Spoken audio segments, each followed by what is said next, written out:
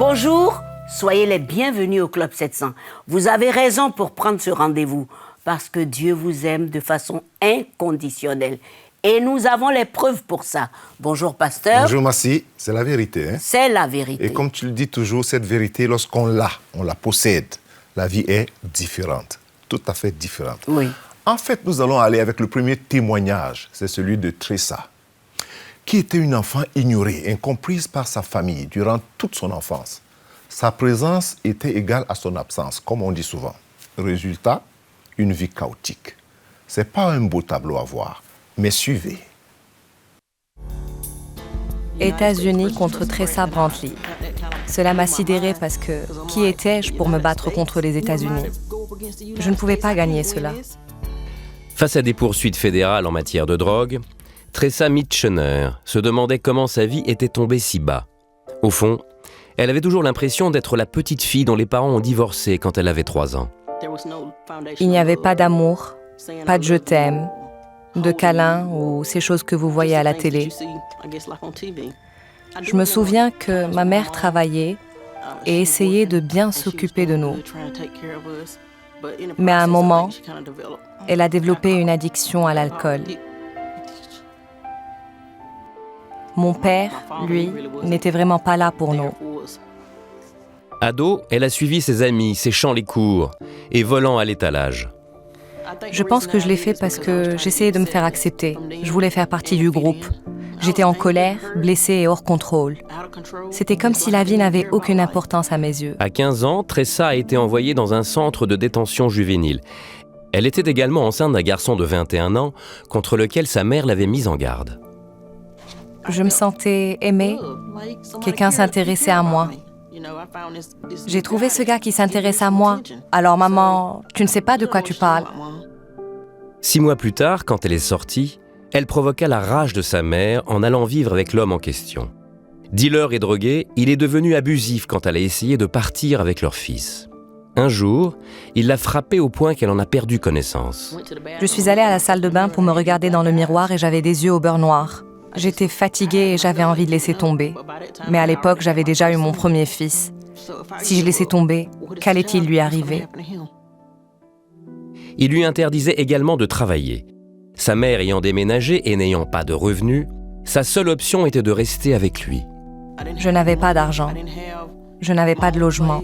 Je me sentais prise au piège et je voulais reprendre le contrôle de ma vie.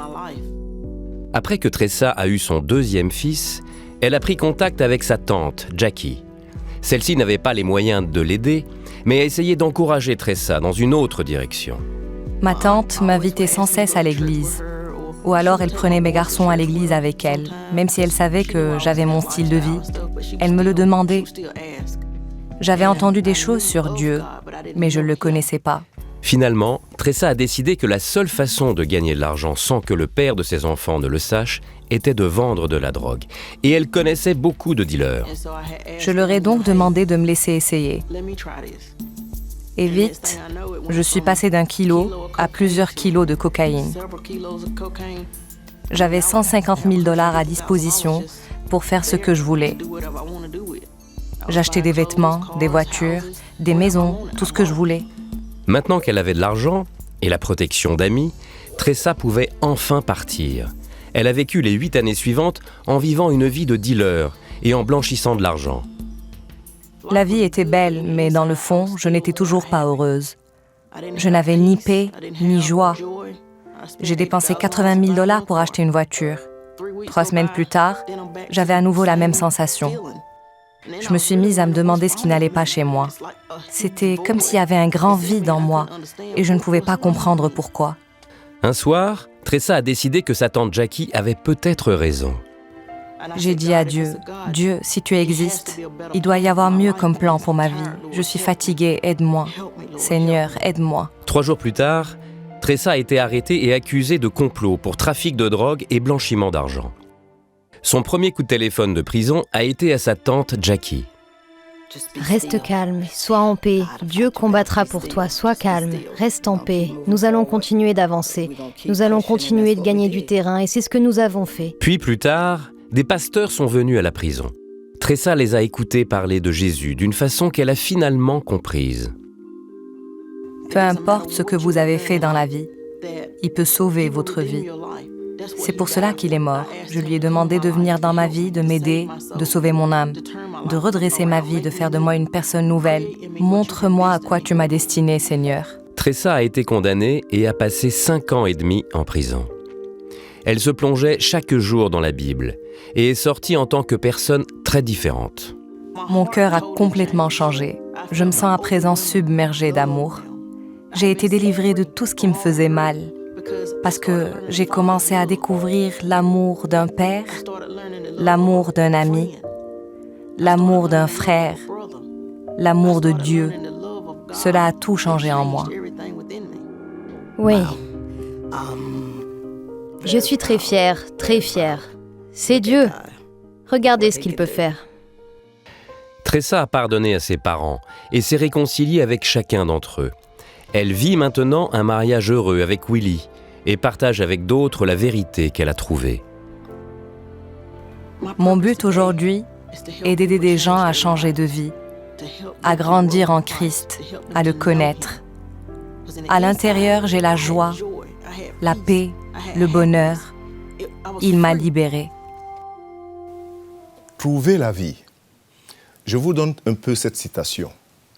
L'humanité, comme hier, cherche encore et toujours un équilibre introuvable, et dont d'ailleurs elle ne voudrait plus si elle le découvrait. Aujourd'hui, les doctrines les plus étranges, les moins justifiées, les plus pernicieuses, acquièrent leur célébrité dans la confusion générale et sont promues au rang de science.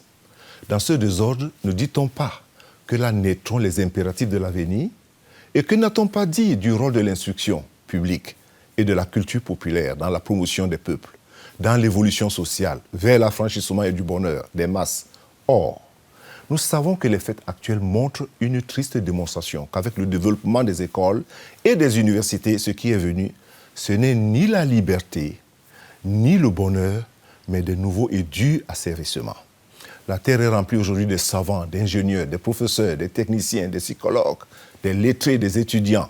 Mais ce n'est pas une élévation qui en résulte, mais un enfoncement dans le matérialisme. Ce n'est pas la liberté qui s'étend, mais la domination. Ce n'est pas l'amour qui parle fort, mais plutôt la haine.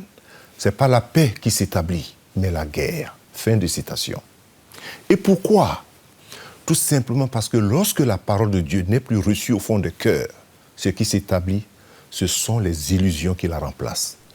Et dès que le contact est perdu avec l'Esprit de Dieu, les réalités dans la vie se voilent. Et ce que l'on pense, ce que l'on croit, n'est qu'erreur. Mais la solution, c'est quoi ? Restons petits et humbles, attachés à la piété, afin que nous restions affectionnés et attachés aux choses de l'esprit, sans toutefois perdre le contact avec les réalités. C'est mon conseil. Ce qu'on voit aujourd'hui, c'est pas ce qu'on dit, mais la vérité, c'est dans cette relation avec le Christ. Alors prie avec moi, s'il te plaît. Seigneur Dieu, au travers de ces témoignages et de ce message, je comprends mon besoin de toi. Et j'espère que tu le comprends. Et je te prie en ce moment même, Seigneur, de venir dans ma vie et de changer mes pensées et la conception que j'ai de la vie. Je veux recevoir et je le reçois maintenant dans mon cœur, Jésus-Christ comme mon Sauveur et mon Seigneur personnel. Merci Jésus. Amen et Amen. Vraiment, sois béni d'avoir pris la décision de te réconcilier avec Dieu. Avec cette simple prière, elle est très petite, mais elle est puissante. Que Dieu te bénisse. Merci. Amen, merci Amen. pasteur. Eh bien, si vous avez prié avec le pasteur, envoyez juste un petit mot et nous allons vous envoyer quelques littératures juste pour vous aider dans votre marche. À tout de suite.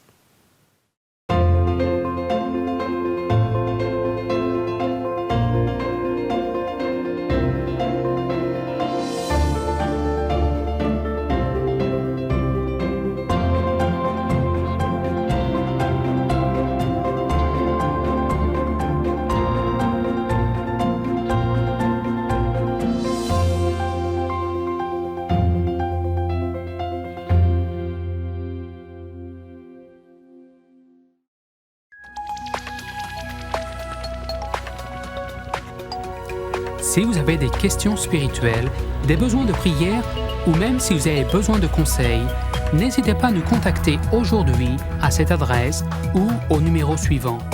Nos conseillers sont là pour vous aider. N'oubliez pas, nous sommes là pour vous.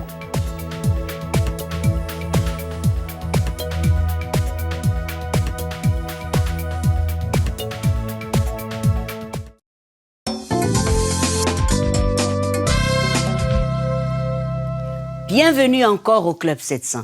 Quel drame quand un père de famille perd son travail et que toute la famille est obligée de tout quitter pour dormir dans leur voiture. Dur, j'allais dire. Mais regardez. Le Seigneur est mon berger. Je ne manquerai de Dita rien. Pello était la première de sa classe. Mais un jour, la maîtresse remarqua qu'elle faisait la timide et s'isolait. Elle apprit que le père de Dita Pello avait perdu son emploi et leur maison. Ils dormaient dans leur voiture, en plein hiver. J'avais tellement peur la nuit, je priais « Jésus, aide-moi à ne pas avoir peur ». Je dormais à l'arrière de la voiture, mais la nuit, il faisait tellement froid que je ne savais plus dormir. J'ai dit à mes parents que nous devions prier et faire confiance à Dieu, parce qu'il est le seul qui peut nous aider. Sa garderie est un internat soutenu par Orphans Promise de CBN. Lorsque nous apprîmes que la famille dormait dans leur voiture, nous les avons invités à rester avec nous un moment. Avec notre aide, ils purent économiser assez d'argent pour acheter une maison. Nous avons aussi aidé la maman de Dita Pello à recommencer une petite affaire dans la préparation et la vente d'encas. Comment je sais que du bon peut sortir des choses mauvaises? Nous avions tout perdu, mais à présent, nous avons plus que nous n'avions jamais possédé. Je ne sais pas ce que nous aurions fait sans votre aide. Grâce au coup de main reçu d'Orphans Promise, ils ont à présent un foyer, ainsi qu'un revenu stable. Et Dita Pello a d'excellents résultats à l'école. Dieu nous a sauvés. Il est mon roi et je suis sa princesse. Je sais que Jésus veille sur ma famille. J'aime être ici à l'école, j'aime jouer avec mes amis. Je suis si heureuse. Je suis très fière de Dita Pello. C'est elle qui nous a enseigné la prière. Suite à ce qui s'est passé, j'ai accepté Jésus dans mon cœur. Je sais que Dieu nous a ouvert un chemin. Le Seigneur est mon berger. Oh, que Dieu est bon. Grâce à Hopi, ce père de famille et tous ses enfants, ils ont retrouvé la dignité avec tout ce qu'il faut. Merci à vous tous. Oui, partenaires de CBN, vous savez qu'ensemble, nous pouvons faire beaucoup. Propager l'amour de Jésus-Christ à travers vos dons, à travers vos prières. Et je voudrais vous encourager vraiment. Si vous n'êtes pas encore dans la barque, eh bien, inscrivez-vous, devenez amis du Club 700. Ensemble, nous allons vraiment partager cette bonne nouvelle de l'Évangile. Que Dieu vous bénisse. À tout de suite.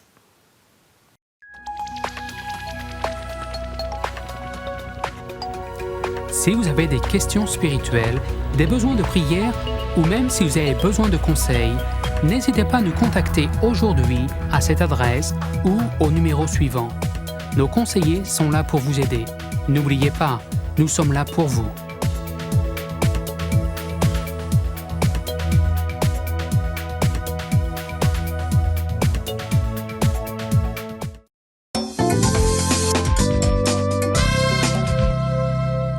Les amis, merci de nous retrouver encore au Club 700.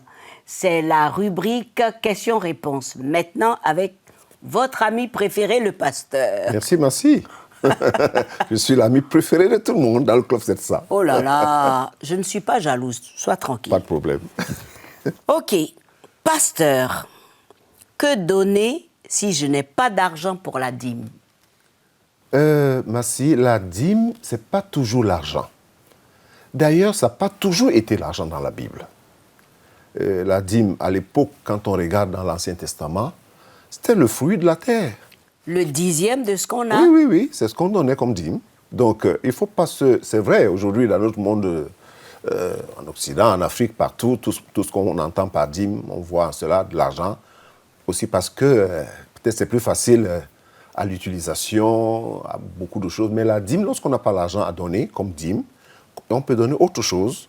Même son temps, on peut donner à Dieu. On peut offrir au Seigneur un temps, aller à l'église, faire quelque chose de particulier pour le Seigneur, un service, comme une dîme au Seigneur, parce qu'on n'a pas de l'argent. Ça peut aussi être les œufs ou quelque chose si on travaille la terre ou bien si on est fermier. Tout ça, c'est la dîme, c'est l'expression de l'amour, la dîme. Très c'est pas bien. l'argent. Pasteur, j'ai peur de prier. Que faire? Oui, si, la peur, c'est un sentiment naturel. Tout le monde peut avoir peur. Le pasteur Kofi a souvent des moments où j'ai peur. Mais avoir peur de prier, la question c'est, est-ce que je me sens coupable de quelque chose? Est-ce que je porte un fardeau? Est-ce que je me sens culpabilisé quelque part? Il faut mettre ça de côté. Oui, mais pasteur, la Bible dit bien que la peur ne vient pas de Dieu. On n'a pas reçu un esprit de peur. Oui, mais je veux dire que pour lui, là, il a peur de prier. Oui. Le problème, c'est qu'il a peur de prier. Donc? Alors, est-ce qu'il a peur de prier parce qu'il a peur d'affronter ou de confronter quelque chose qu'il ne veut pas abandonner, il ne veut pas pardonner? Est-ce qu'il y a un péché? Si c'est ça, il faut mettre ça de côté parce que là, c'est les ruses de l'ennemi. Très C'est bien. l'ennemi qui est en train d'empêcher la personne de s'exprimer et de se sentir libre. Et il ne faut pas marcher, on ne peut pas vivre avec ce sentiment de peur, surtout lorsqu'il faut être, on est appelé à prier. On ne peut pas avoir peur de prier, parce que prier, c'est parler à Dieu. Bien sûr. Alors c'est dangereux.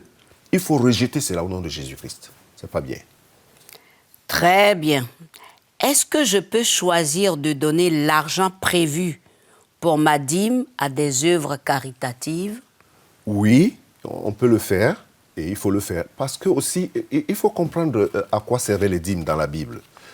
Les dîmes, ce n'est pas l'argent du pasteur. Non.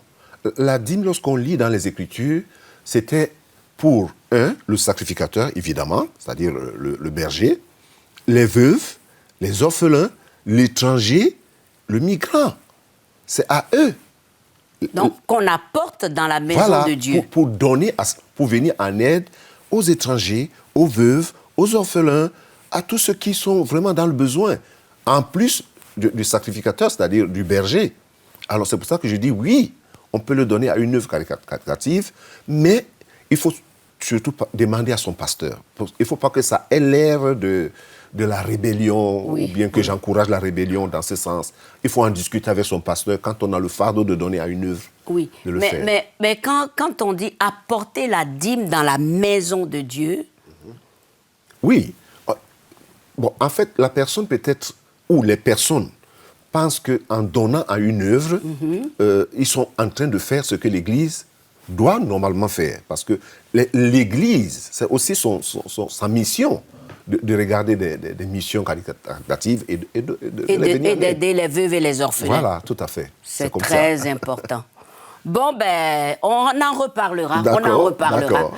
Maintenant, on va suivre cette histoire qui exprime la vraie amitié, sans condition, entre Justin et son ami. Regardez. Il y a des moments dans votre vie où vous savez parfaitement que vous êtes censé faire quelque chose. Je le savais. Pour Justin Skissock, c'était l'aventure épique dont lui et son ami d'enfance, Patrick Gray, avaient parlé durant des années. Une randonnée de 800 km sur le légendaire El Camino de Santiago. Durant des siècles, des gens ont fait le pèlerinage qui retrace le parcours de l'apôtre Jacques, du pied des Pyrénées françaises à la cathédrale de Saint-Jacques de Compostelle, sur la côte ouest de l'Espagne. Chaque année, environ 250 000 personnes parcourent le sentier, mais très peu le font en fauteuil roulant. Je lui ai simplement dit « Hey, tu veux faire une randonnée de 800 km dans le nord de l'Espagne avec moi ?» Et il a répondu « Ouais, je vais te pousser. » Je n'ai pas eu d'autre pensée que « Oui, je vais te pousser ». Nous avons partagé tant de choses de la vie et c'était une occasion de plus de créer de nouveaux souvenirs.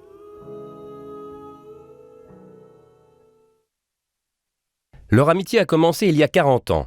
Ils se sont soutenus l'un l'autre lors de tournois, de graduations, d'étapes importantes, et même dans la maladie. En 2004, Justin a appris qu'il souffrait d'axonopathie multifocale motrice acquise, une maladie auto-immune qui l'a lentement privé de toutes ses capacités motrices et dont il mourra un jour. Il est devenu complètement dépendant de son épouse, Kirstine, pour les soins quotidiens. Mais Patrick n'a pas hésité une seconde. Nous n'avions aucune idée de la difficulté que cela représentait. Nous avons juste dit « Ok, la décision a été prise, c'était important pour lui, alors ça l'est pour moi, nous trouverons le moyen. » Le pèlerinage est un parcours de 5 semaines qui traverse des montagnes, des rivières et un désert. La formation et la préparation pour le voyage ont duré 2 ans. Il a fallu prier pour surmonter le doute qui s'insinuait de temps en temps. Quand Pat était complètement paniqué, j'étais calme et je me disais « Ouais, nous allons y arriver ». Puis c'était à mon tour de paniquer, alors que lui était calme. Heureusement, nous n'étions jamais en même temps dans le même cycle. Nous nous sentions comme 2 hamsters dans leur rouleau, mais qui allaient à des rythmes différents, des stades différents à des moments différents. Nous n'avons jamais prié aussi fort. Je crois jamais prié aussi fort ensemble. Puis, en juin 2014, ils ont dit au revoir à leur famille à Boise, dans l'état de l'Idaho, et sont montés à bord de leur vol pour Paris, en France. Il y avait avec eux une équipe de tournage qui documentait leur voyage pour faire connaître la maladie de Justin. 2 jours plus tard, alors qu'ils se dirigeaient vers les Pyrénées, ils ont été confrontés à la réalité. Le sentier, il penche constamment d'un côté ou de l'autre. Alors nous sommes toujours penchés selon un certain angle vers la droite ou la gauche. Justin doit constamment bouger d'un côté à l'autre pour déplacer son poids, tout en me disant ce qu'il voit venir devant. Allez ! Allez ! Nous avons eu des pentes très raides et j'étais attaché à des harnais de sécurité. 2 ou 3 personnes devaient se tenir derrière Patrick. Arrête, Pat. Pat, arrête. Ah, ok. Mon fauteuil roulant pesait environ 115 kilos, incluant mon poids et celui du matériel. Il y avait le fauteuil lui-même et les autres choses. C'était donc assez lourd. Cela vous entraîne tout droit vers le bas d'une colline. Et c'est très très lent pour monter. 2, 3. Je penche. Il y a eu des moments où nous avons littéralement pensé « c'est tout pour aujourd'hui ». Du genre « c'est terminé ». Nous avons une panne mécanique. C'est difficile de se sentir comme un fardeau. Oh, j'ai une crampe.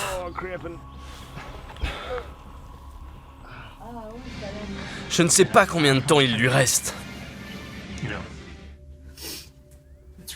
C'est vraiment difficile de laisser quelqu'un faire cela pour vous. Mais, comme seuls les bons amis peuvent le faire, ils se sont encouragés à avancer. Hey, qu'est-ce qu'il y a, bro? La dynamique que nous avons, la vulnérabilité, la responsabilité, une honnêteté inébranlable sur notre état, ce que nous ressentons. Si nous ne sommes pas d'accord sur quelque chose, nous le disons directement et nous l'acceptons.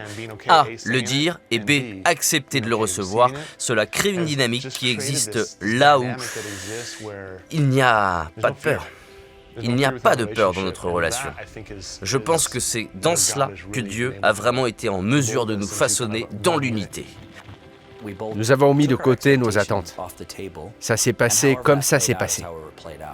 S'il avait besoin d'une oreille attentive, j'étais une oreille attentive. S'il avait besoin de quelqu'un avec qui rire, je riais avec lui. S'il avait besoin de quelqu'un avec qui pleurer, je pleurais avec lui.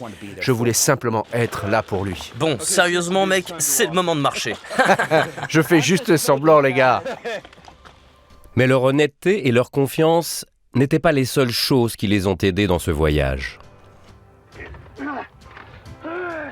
Dieu était avec nous à chaque étape.